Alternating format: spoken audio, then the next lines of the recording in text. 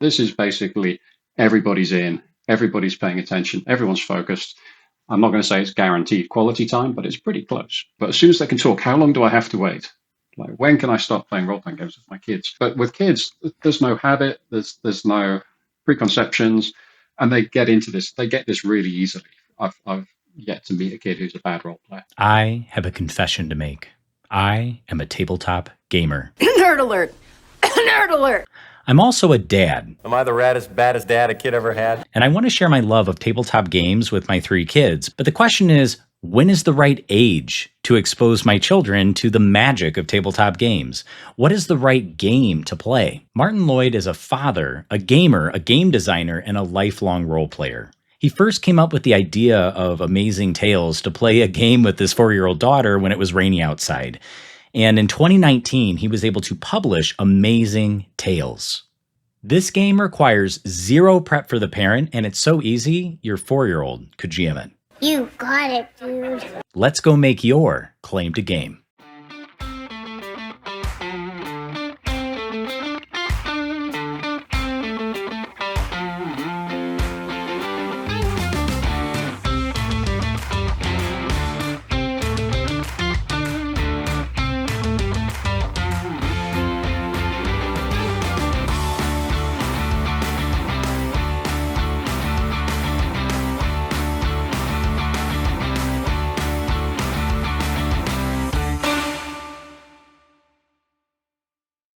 You have a game called Amazing Tales.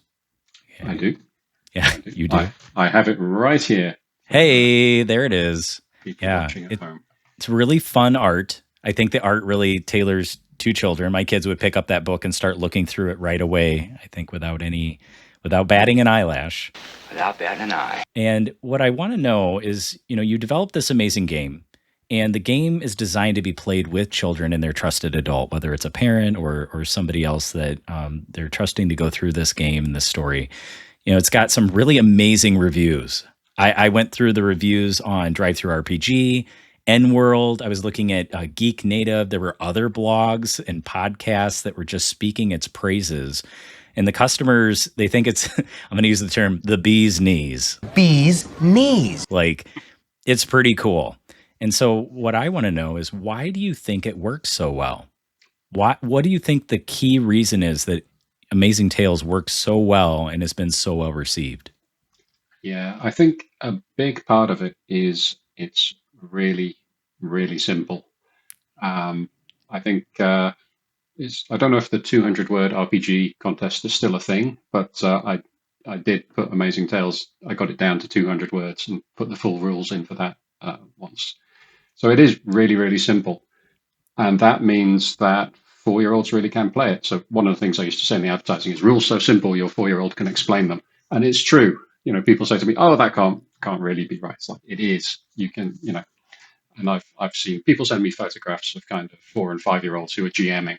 And, it's that easy. So when you create a character, you pick 4 things your character can do. I think in the rules I call them skills, but they are things your character can do. And that could be anything from like fighting monsters to someone sent me their daughter had made up a character for a Star Wars type setting they were playing in, and she had being a queen was one of her skills. So she was being a space queen or a space princess. That was her skill. It must be nice to be queen. So you pick 4 skills.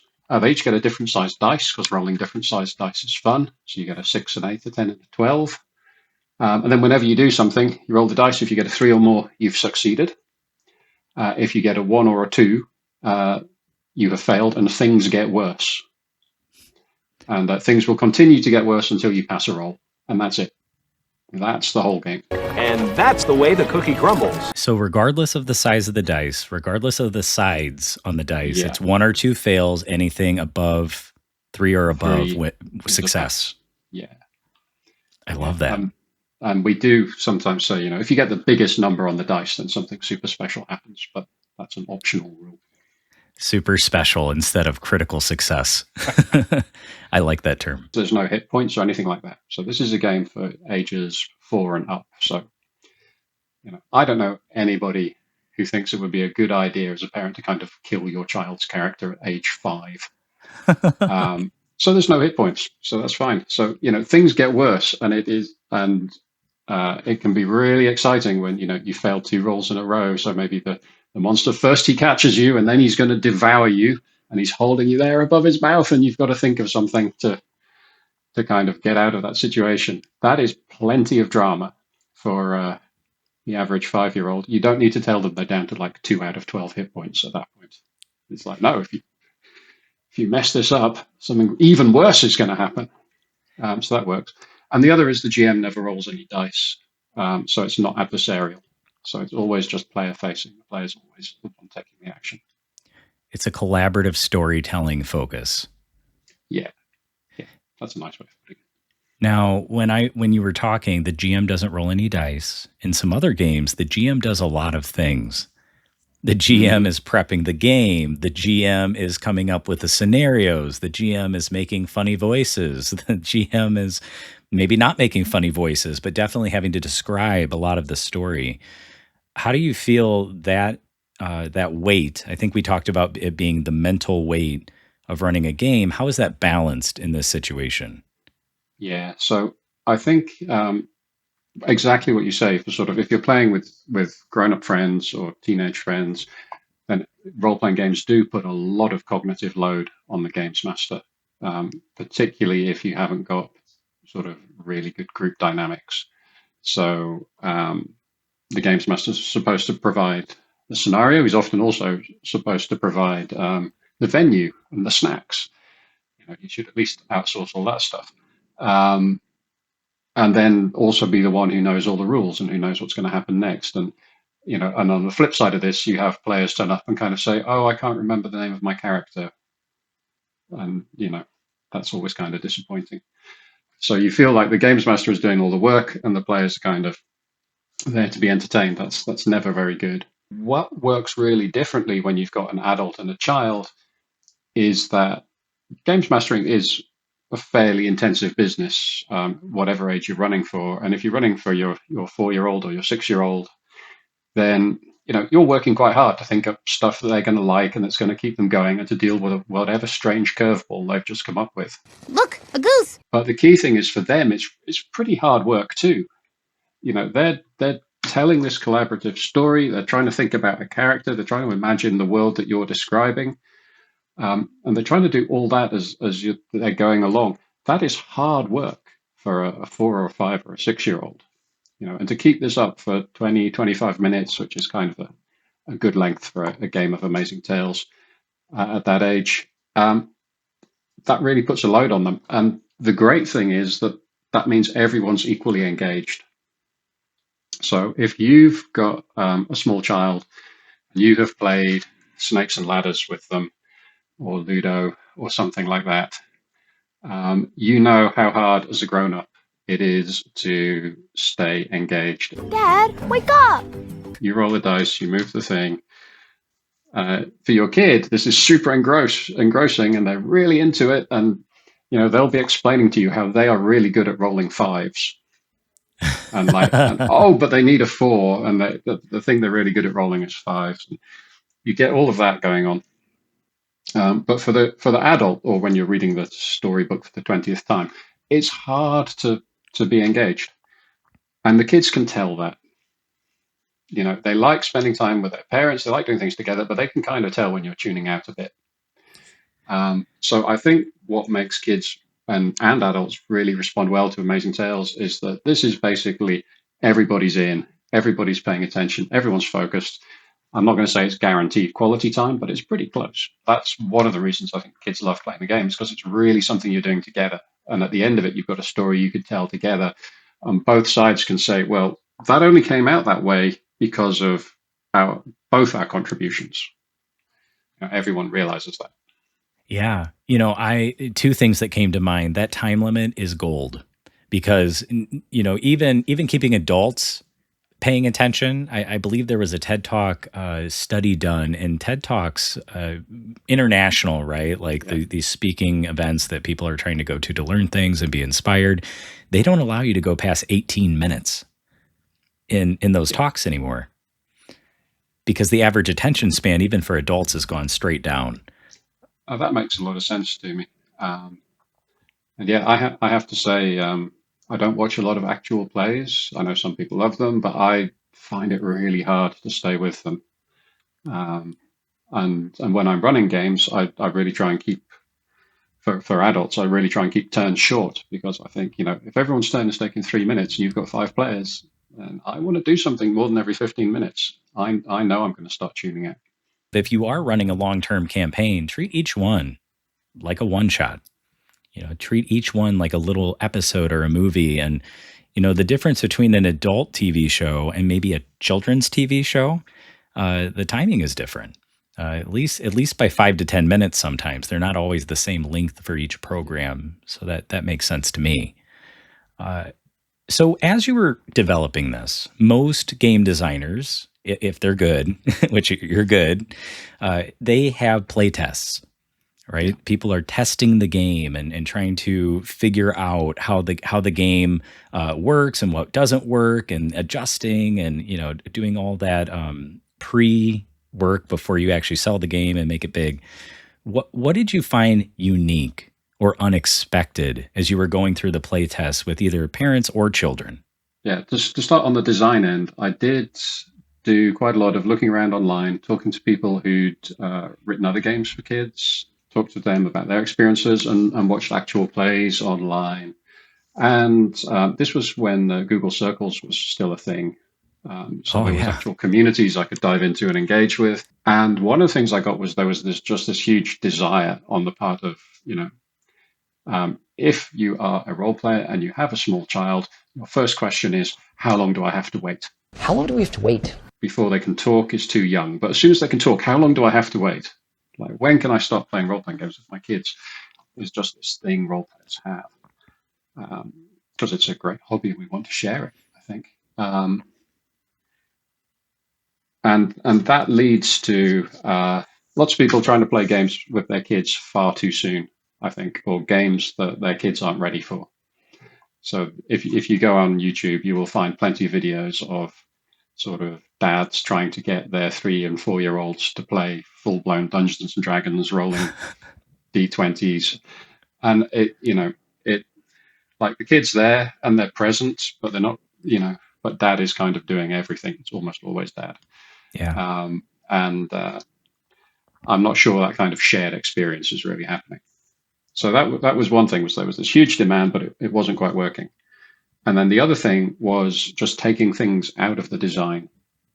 So the very first time I ran this game, I ran it for my daughter. She was 4 at the time. And she found a magic treasure. Her fairy, Princess Rose, found a magic treasure. I think it was a ring. I think it made her courageous, but it gave her a +1 on a roll. And even that, in the end, turned out to be too much rules. So I was like, oh, we've got a magic item, we should have a +1. It's like, don't need that. Don't take that out. It's just, if she says, I use my magic ring, then brilliant. Roll your normal dice. If it comes at more than 3, the magic item made a difference. But even just that little having a +1 wasn't necessary. It was too much rule. This is maybe an insight into game design. It's that sort of, you can have rules for everything, but you probably shouldn't. So the rules you choose to keep are the ones that are going to sort of decide what your game is about. So if you keep rules for chases in your game, as to name a very common subsystem, then I hope your game is like Fast and Furious or something like that. That chases is going to be a big thing. Otherwise, just take them out. The same for like grappling. So many role-playing games have rules for grappling. Why do they, you could just roll a normal attack, but no, somebody wants to be able to do like 20 different grappling moves. If your game is like wrestling. Yeah, I was going to say pro wrestling, the RPG. If that's the game, I forget the name of it. I've played a pro wrestling RPG and it was a lot of fun. But yeah, if that's your game, by all means have a really extensive grappling system. But otherwise, please don't bother. You had mentioned taking things out of the game. I think of when I played Dungeons and Dragons, and I am not a Dungeons and Dragons hater. I think it definitely brought me into the hobby about 10 years ago. It was my gateway drug, I suppose, to For a lot tabletop. of people. Yeah, yeah.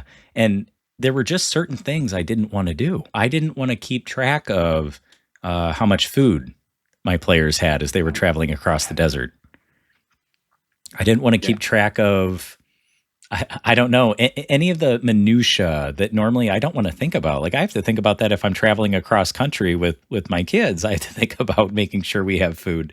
I don't want to think about that in a role-playing game personally. Yeah, I think it's a lot to do with genre, so yeah, Dungeons and Dragons always feels to me quite high fantasy, quite like you're not supposed to be worrying about how much food you've got.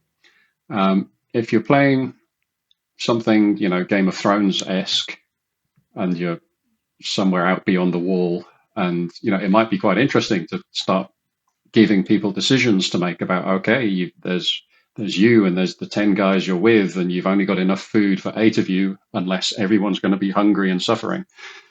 So then it becomes interesting if you're making people make decisions. But yeah, generally you don't want to be thinking about counting arrows or pennies or food or any of that stuff. Yeah, I tend to just ignore the stuff that I don't want, but it would make it a lot easier not having to look at it in the first place in the rule book. Well, there is this idea that sort of it's only a proper game if it's got these things. So the first game I ever wrote when I was about 16, so that was a long time ago now, had all these rules because it had rules for encumbrance and movement and moving through difficult terrain, just because I thought you needed to have those. I was like, it's not a proper game if it doesn't have all these things. Encumbrance is one that I also kind of turned a blind eye to when I was playing D&D. However, when I did Pathfinder or Pathfinder 2E or the Starfinder playtest for 2nd edition that just came out with Paizo, encumbrance was a thing, and I actually had to make sure I didn't bury myself with too much equipment for every situation. Yeah, the One Ring has a really nice, simple system for encumbrance. It basically says all you have to track is your armor and your weapons. Like it says you have adventuring kits, but that doesn't count. You just have your armor and your weapons, and it sort of ties it to your hit points. So it's really important about when you're getting tired, and there's a genuine trade-off to be made between having lots of armor and but then getting tired much quicker. The One Ring is a really good example of what I'm talking about, because every bit of mechanic that's in that game is relevant to the genre and the setting. Like it's all chosen to really build up this kind of Middle-earthy feel. That's what you have rules for, and things that don't contribute to that aren't in there. And one nice tip, I heard the designer being interviewed, and he said, yeah, even what we called the various stats and things, we would go through the books looking for, what are the words Tolkien would use for these things. And this may answer the next question, because you said less is more. Keep it simple. Were there any strategies that you built in when designing Amazing Tales to help kids think about resolving conflict? Is it just the dice? Is it just the dice, or is there an element of like social interaction? So in the basic game, it basically the thing that you're always supposed to come back to when you're running the game is to say, what do you do? Your goal as a GM is basically to get to that question as fast as you can.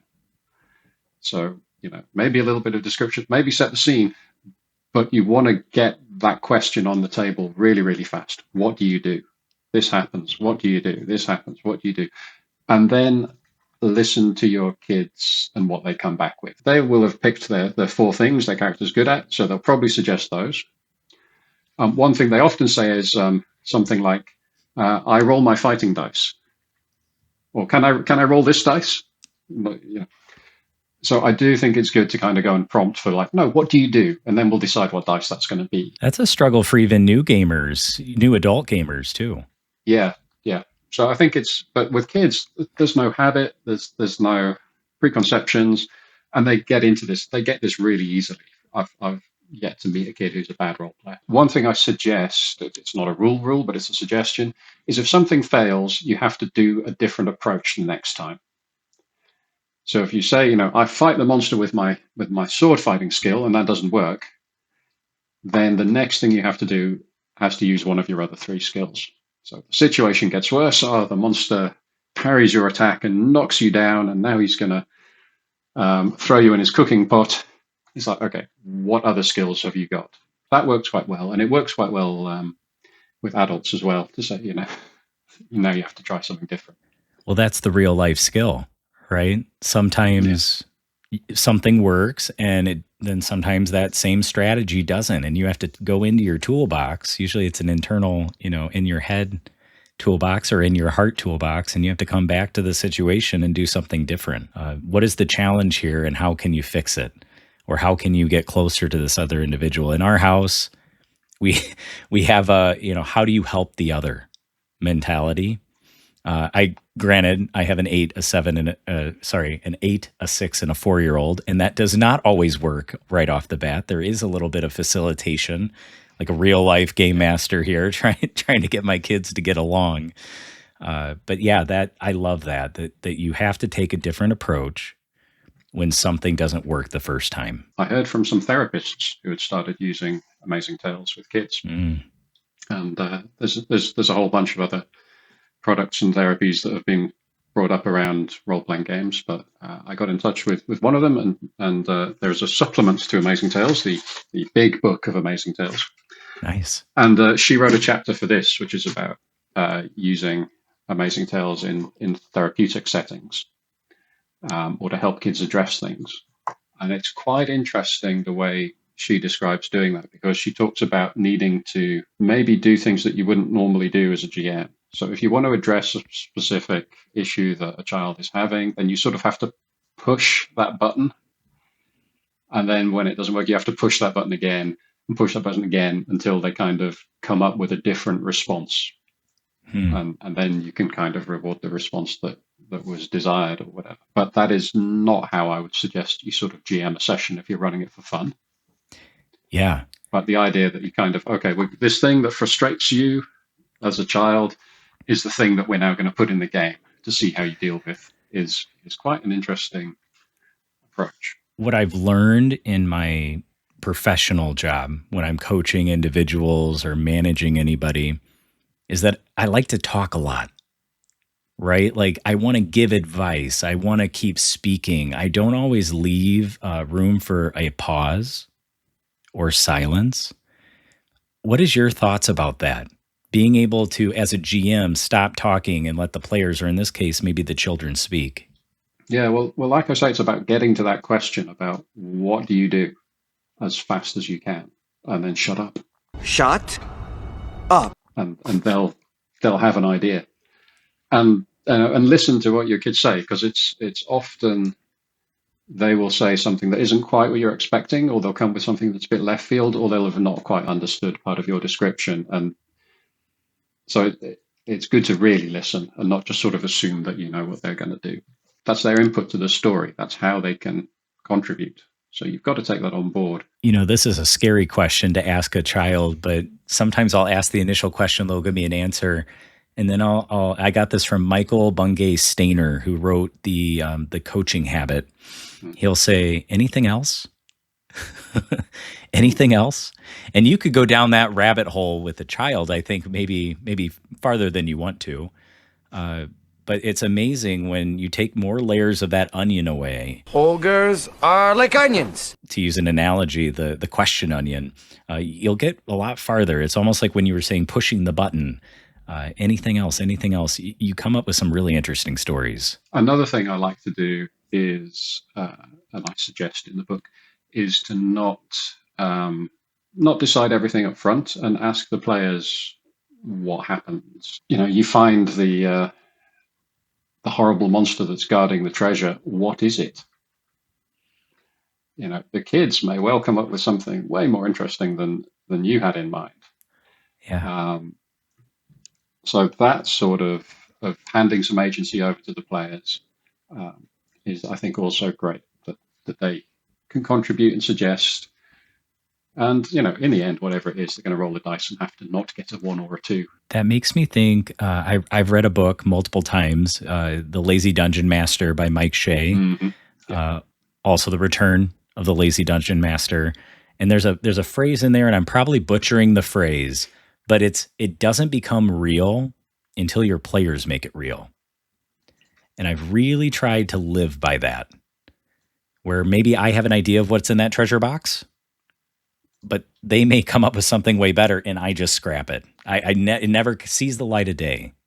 Yeah, I'm not familiar with that phrase, but certainly I get the idea. That once players start really engaging with the world that you've put out there for them, and once they start to want to have some agency and to interact with it, or maybe add things to it, yeah, then it feels a lot more real.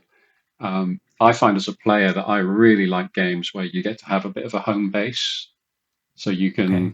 you can be customizing things and adding things and expanding it, and sometimes that's built into the system. So Vaesen is one that comes to mind, where you get a castle basically that you operate out of, and one of the things you can spend your experience points on is improving your castle. So that's really nice, and it's fused into the mechanics. Um, but there's lots of other games where you just acquire a house or a castle or a spaceship or whatever it is, and I love those games. I really want to get into kind of building my little base and my setup and my equipment and so on. And that's, I guess, it's sort of one of the ways I like sort of feeling like my character is rooted in that world, has Hmm. a bit of a bit more of a solid presence. What is the single most common mistake that you see parents do when they're playing? Like we talked about the dad trying to play D&D with their 4-year-old online. What are some of the mistakes that somebody could run into? Yeah, I don't want to talk too much about mistakes because if you're playing the game, that's already a A good win. thing. And I don't want to say there's a wrong way to do it and a right way to do it. But I think when you're playing with kids, it's important to not say no. So particularly for the design of Amazing Tales, I leaned a lot into the sort of improvisational yes and kind of stuff. Amazing Tales doesn't really, well, it comes with sort of 4 suggested backgrounds. So there's fairies and talking animals, which is called the Deep Dark Wood. There's Beyond the Stars, which is space adventures. There's Magical Kingdoms Long Ago, which is your kind of classic um, fantasy thing. Um, and and pirates. Kids love pirates. And kids kind of know roughly what fits into each of those categories. But my all-time favorite character that my son came up with is King Tyrannosneak. There is a picture of him in the book, and King Tyrannosneak is a robot dinosaur. He has 4 arms because when you are 5 or 6, the coolest thing you can imagine is not a sword and a shield, but 2 swords and 2 shields. Here he is. Here's King Tyrannosneak. Yeah, look at that. And he is a ninja as well. It's Of surprisingly course. stealthy for a giant robot king. And he lives on an island made of lava and all that kind of stuff. And That's so so he cool. doesn't fit into any of those worlds. But that was exactly what my son wanted to be doing that day, was the adventure with King Tyrannosneak. So basically, by saying yes to all of that, we then ended up with this whole new world and setting just for my son, with lava monsters, a lot of seas of lava with all these kind of different robotic dinosaurs hanging out in them, and yeah, it was just a blast, an absolute blast, that game. And if you don't say yes to things, if you say no, we're playing a pirate game, think of a pirate, then that's never going to happen. Yeah, being open to where they lead. So all the pictures and things are there for inspiration. Yeah, there's now a 5th one. There's a 5th setting in the big book of Amazing Tales, which is Rescue City, which is specifically for people who don't want any violence in their games. So Rescue City is it's a modern day city. The suggestion is that your character would be a police officer or an ambulance driver or a doctor or a firefighter or something like that. And Rescue City is the kind of place where disasters are happening all the time. Very unfortunate city. Permanent requirement for heroes to come along and be heroic and solve problems and whatever's going on. But these are problems that should not really be addressed through violence. That leads me to another thought. So Some children have, I like to think of it as a superpower, and neurological functions that are different than maybe the mainstream child. I am very close to having ADHD. I do not. I've been officially tested for it, but I have tendencies of being distracted. I have obsessive compulsive disorder. I have been actually diagnosed for something like that. Think of people on the autism spectrum. Uh, and maybe you didn't necessarily build it into the game, uh, but what would you suggest if somebody was playing with a child who has one of these superpowers? Pay attention. Are they enjoying it? I think is the key thing. And, watch for, I guess if it's ADHD, what's their attention span? This is a game that you could play a meaningful game in 5 or 10 minutes. And if that's their concentration span, then don't try and go too much longer, um, that sort of thing. I have had messages from parents whose kids are on the spectrum saying, this works well for them. I, but I'm not saying it's going to work well for every kid who's on the autism spectrum. So, how has this changed you, being somebody who creates games for all different types of children? How has it changed your games or your approach to learning and creativity? Ooh. One of the things about Amazing Tales is it was a little bit lightning in a bottle. Lightning in a bottle. Like I have written other games. They have not been this successful. So I think there's an appreciation for, yes, you can kind of work out afterwards what worked and what made it successful. And I did do plenty of kind of research up front, but there is also that kind of part of the success is luck. And I don't know whether it's 20% or 80% or whatever, but it's a non-trivial amount of this is just down to luck.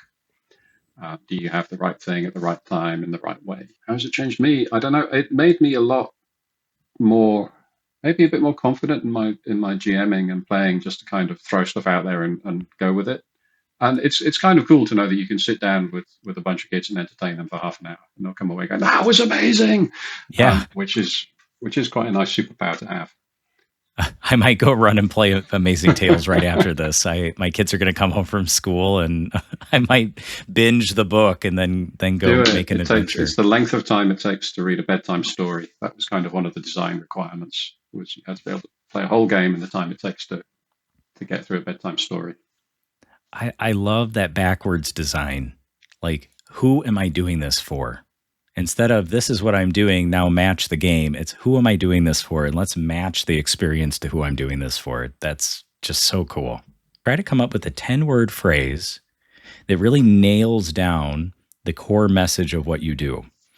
It can't be less than 10 words. Some people come at me and they're like, well, I did it in 7. No, it has to be 10 because that forces the economy of words. Just came up with 8, I think. Add some articles in there. It's all about what you leave out, though. All right. If you were to give us 10 words in a phrase that could help people understand tabletop RPGs, kids RPGs, anything that you feel is super important for somebody who's listening, the listener, to take away with them and integrate into their own games, what would that be? Let's see. Listen to your players. That's 4. Say yes. That gets us all the way up to 6. Have fun. And cut things. Yes. I like that last one. Maybe cut things in a bit earlier. But yeah. Here, I'm gonna recap it. It says, you said, listen to your players, say yes, have fun, cut things. Is there anything we're missing, Martin? Is there anything else that you feel you want to talk about before we leave? Maybe a couple of things. So, yeah. And I think this is, I'm going to mention this from a sort of designer's frustration point of view.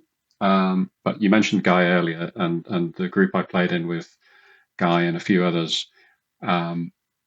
we always made an effort to play the game as it was written in the rule book. We were like, someone's gone to the trouble to write this game, we're going to go to the trouble to play it properly, was kind of our approach. So if there was a subsystem for chases, we'd have a chase and we'd find out. But we tried to play the game that was there. and to lean into whatever it was trying to do. And I often come across people who say, "Oh, I got Amazing Tales to play it with my kids," and then they'll send me an email and they'll say, "And along the way, I thought you might like to know this. I've added rules for hit points, and I've put a thing in so that the monsters roll dice now, and I've added a D4 and a D20 so we can have critical hits." And I don't mind people doing that as long as they've tried it first the way it was written. So from a designer's point of view, it's kind of frustrating that someone's come in, looked at my game, and gone, "You know what? I'm just going to make it like all the other games without even trying what you've done. Now I'm going to fix everything." But then I sort of reflect on that as a player, and I'm like, you know what? All these games I have on my shelves have similar things, and there are mechanics in there where I'm like, oh, that just looks like too much complication. So a good example might be if you've come across Cubicle 7's Imperial Maledictum game, which is a Warhammer 40k thing. Your party is supposed to have a patron, and they have rules for factions, and that kind of depends on who your patron is and what your career is and so on. It would be really easy to play the game without any of those things, but it is probably, they put a lot of thought into that, so it's probably better to do that. To actually say, you know what, before we throw all these rules out, let's put them all in, and let's see if it's fun to say, well, actually, I'm really well connected with the Adeptus Ministorum, so I can get this easily. Whereas, they won't even let you in the building. To have those kind of dynamics in the party. So, play the game that the designer wrote, then start changing stuff. Why do you think people do that? What, changing it? What's your thoughts? Part of it's just habit, I think. Like I was saying about kind of there are things you expect games to have, or maybe not have, or so people say, oh well, this game hasn't got any hit points for the monsters, but that's a thing, so it would probably be better if it did. So I'll just put those in. So part of it is I think just people wanting to make things look like the thing they're familiar with. Part of it is maybe just not wanting to learn new stuff or push or take the time to sort of understand a thing and lean into it. It does, we found, require a bit of a group effort, maybe a bit more of an effort than some groups are willing to make, because if you have a group who are very much in the GM is going to entertain us mode, and then the GM says, this game comes with a bunch of funky mechanics, it's like, yeah, your session's going to go a lot better if everyone makes the effort to try and understand how those work. If your group you're playing with isn't going to do that, then yeah, that's going to be tricky. Maybe suggest playing a different game or doing what's normal, maybe. It is a huge, wide and varied hobby. And I think, that's what I love about it, is that there are games literally for everything. More games now than I will ever manage to play. When I got into this in the late 80s, early 90s, it was just about conceivable that you could be like, I will play everything. At least once. One session of every role-playing game that's ever been published. But that is clearly no longer possible. What else? You said there were a few things. Work on being a good player. I think there's so many books written, not so many, but there's quite a lot of books written about how to be a good GM. I'm not aware of any books that have been written about how to be a good player, which is weird because if you've got 5 of you around the table, 80% of you are players. Yeah. 100% of you are players, but 4 of you are responsible for player characters. There's only one games master. Work on being a good player, sharing the spotlight, passing things around. Take some responsibility for knowing, the rules that apply to your character. If you're playing a mechanically heavy game, don't turn up and say, "What's the name of my character again?" That's Martin's number one pet peeve. That's just soul destroying if you're the games master. I am dead inside. I've created this whole world. I've written a scenario. I've got ideas, and what else would I talk about? I'd talk about genre being important. So that hangs in with the design thing at the start. It's like what you put in and what you leave out is important. Does your game have rules for personal relationships? Some of them do, and those then become very different games to the games that don't. And do things deliberately.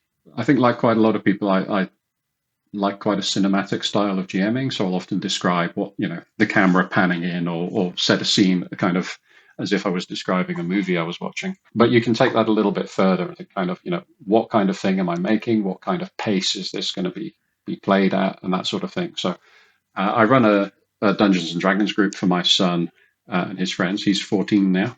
We had a session the other day where I was like, you know what? I know that only one of them has seen Fury Road, so this is where we're going. We're going to have we're going to end up with the monsters chasing people around on chariots and that kind of stuff, and we're going to do the whole thing.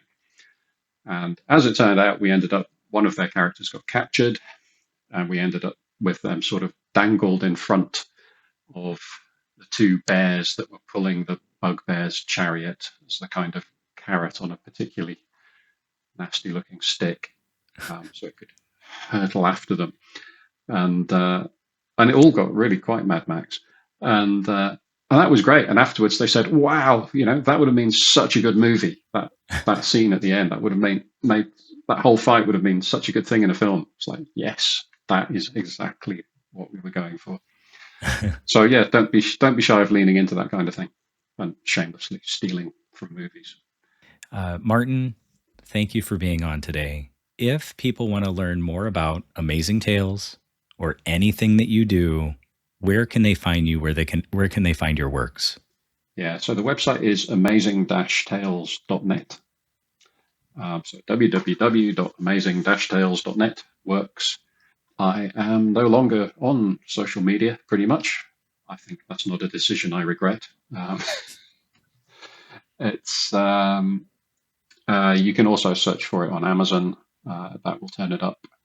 Studio 2 is the distributor. They will sell it to you direct if you would rather not give Mr. Bezos any money. Drive-through RPG as well. You can get PDF copies on Drive-through RPG, and there's a whole load of free stuff there as well, including a quick start, which includes the whole rules. And there's a set of about 30 scenarios you can get, which are all sort of one-page things. Those are free to download as well, but there is a suggested contribution to charity. I'll make sure that I put that in the show notes so people can check it out and support the great thing that you've created. So awesome. Well, thanks again, Martin. Thanks for being here. I'm so grateful that you gave me your time, and hope to interact with you in some way, shape, or form, even though we're halfway across the world from each other. I'm available, and let's stay in touch. Thanks again, Martin, for creating a way that parents and children can go beyond D&D and connect playing tabletop role-playing games. Don't forget to look in the show notes if you want to grab your own copy of Amazing Tales. I promise your 4-year-old will thank you. I'm good at this. Please hit like or subscribe if you liked what you heard today. If you listen on Apple Podcast or Spotify, give us 5 stars, leave a review, and may you keep having fun as you tell amazing stories or amazing tales through tabletop role-playing games.